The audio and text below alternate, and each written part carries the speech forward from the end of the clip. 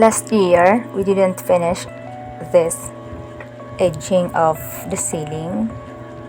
So today, we decided to have it with our Uncle Ampoy.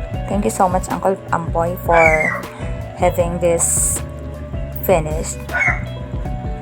So, it's a hard time. First, he painted it with maroon, the color of our roof. So the roof is done, it's already painted. So we have now here in the ceiling. So he already painted it, the Apo already painted it, and then we're going to put it in the ceiling. So later we'll put it with his bayaw, Kuya Livy. So Kuya Livy, thank you so much for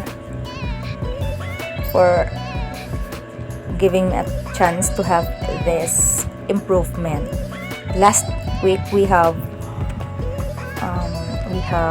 repair, so today is improvement with our ceiling. And so take a look of how they're going to do it. So this is called edging, and that one 12 feet, it's 12 feet. The 12 feet is cost 130 pesos. So we bought just 3 because last year we have bought already 35 or 5 pieces. So now we are done with this. So this is the finished product. Take a look. So it has now an edging, so at least it's improved a little. I noticed that my cabinet is damaged on the bottom part, so I decided to have this on the last day of our repair. So I asked Tio Popoy and Kuya David to have this repaired. So they used the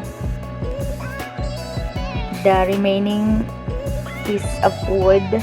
So this is a lumber of coco lumber. So this is used at the bottom. So look at this. They really have this repaired. Now it's really difficult, even if them just seeing it now. Maybe this was damaged because of the heavy weight of my papers and documents.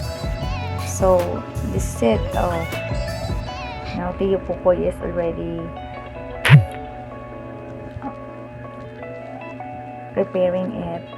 I am very lucky that I found Tio Ampoy to repair this.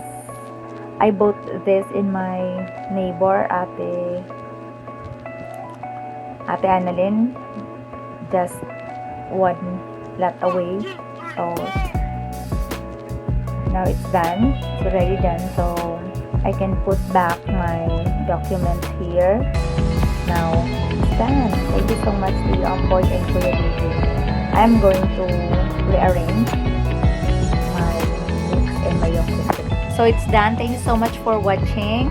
I hope you enjoyed this and be motivated to have a repair also of your cabinet or your ceiling. Just improve a little bit of improvement. So thank you so much for watching. I hope you consider subscribing, and see you in my next video.